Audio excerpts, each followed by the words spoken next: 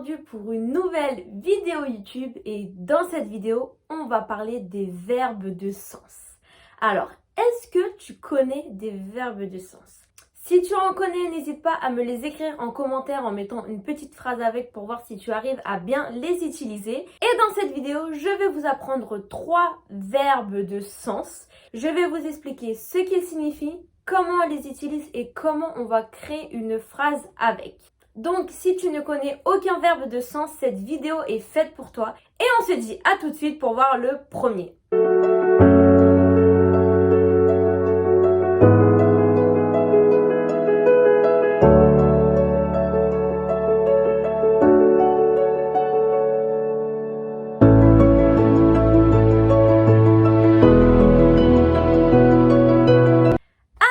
Comme je vous l'ai dit, dans cette vidéo aujourd'hui, on va parler de verbes de sens.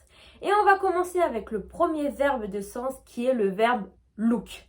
Donc tout le monde connaît ce verbe et tout le monde sait que ce verbe signifie regarder en anglais. Mais dans cette vidéo, on va voir quelles autres significations, et notamment des significations de sens, vu le titre de la vidéo. Avant de commencer à vous expliquer comment on va pouvoir utiliser d'une autre manière ce verbe, on se rappelle bien également que le verbe look, au passé, on a juste à rajouter ed, looked.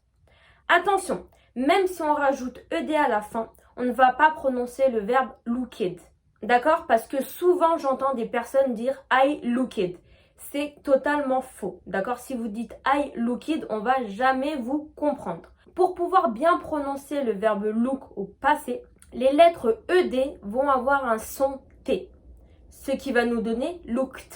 Vous entendez bien le son T que je fais à la fin, looked. Looked. D'accord? Et je ne veux pas entendre looked. D'accord? Je ne veux pas l'entendre parce que c'est faux. Donc on se rappelle bien look, looked, looked. Maintenant, on va voir quelles sont les autres significations de ce verbe. Et la première signification de ce verbe, c'est avoir l'air de. Donc quand en français, on va vouloir dire avoir l'air de, en anglais, on va le traduire par look. Par exemple, si je dis Today you look sad, je vais traduire cette phrase en français par aujourd'hui tu as l'air triste. Deuxième exemple, si je dis Yesterday you looked happy, ce qui signifie hier tu avais l'air heureux. Donc vous voyez, j'ai bien remplacé la formule en français avoir l'air de par look. Today you look sad, but yesterday you looked happy. Aujourd'hui, tu as l'air triste, mais hier, tu avais l'air heureux. Mais on peut également rajouter le verbe like au verbe look, ce qui va nous donner le verbe look like. Mais là, attention, d'un côté, on a le verbe look qui veut dire regarder, et de l'autre côté, on a le verbe like qui veut dire aimer. Mais quand on va mettre les deux verbes ensemble, ils n'auront pas du tout la même signification. Donc on se rappelle bien look, regarder, like, aimer. Et quand on va mettre les deux verbes ensemble, ce qui va nous donner look, like, la signification en français va être ressembler. D'accord? Donc attention de ne pas vous tromper. Même si vous avez le verbe look et le verbe like, ensemble, ils n'ont pas du tout la même signification. Généralement, quand on va utiliser le verbe look, like, on va le précéder d'un nom. Par exemple, si je dis Tim looks like his father, ce qui signifie en français Tim ressemble à son père. Deuxième exemple, si je dis The girl who was sitting at the desk looks like your sister, ce qui signifie en français la fille qui était assise au bureau ressemble à ta sœur. Donc là, vous voyez que j'ai bien traduit le verbe look like par ressembler. Et on se rappelle bien que le verbe look like précède un nom. You look like your father. Tu ressembles à ton père. Maintenant, on va voir le deuxième verbe de sens qui est le verbe feel. Donc on se rappelle bien que le verbe feel qui signifie ressentir en français. Mais dans cette vidéo, toujours pareil, on va voir quelles sont les autres significations de ce verbe. Et on se rappelle également que le verbe feel au passé, on le dit felt. Donc feel, felt. Maintenant, on va voir quelles sont les autres significations de ce verbe. La première signification est ressentir un état. Par exemple, si je dis I'm feeling tired today, ce qui signifie en français je me sens fatigué aujourd'hui. I'm feeling tired today. Donc là, je parle bien de mon état et de ce que je ressens. Deuxième exemple, si je dis I know you often feel lonely, ce qui signifie en français je sais que tu te sens souvent seul. Et comme avec le verbe look, on va également pouvoir ajouter le verbe like après le verbe feel, ce qui va nous donner feel like. Mais pareillement que le verbe look, la signification des deux verbes ensemble ne va pas être la même. Et on va voir tout de suite quelles vont être leurs différentes significations. Premièrement, je vais pouvoir traduire donc le verbe feel like par avoir l'impression de. Donc si je veux dire que j'ai l'impression de, je vais traduire par I feel like.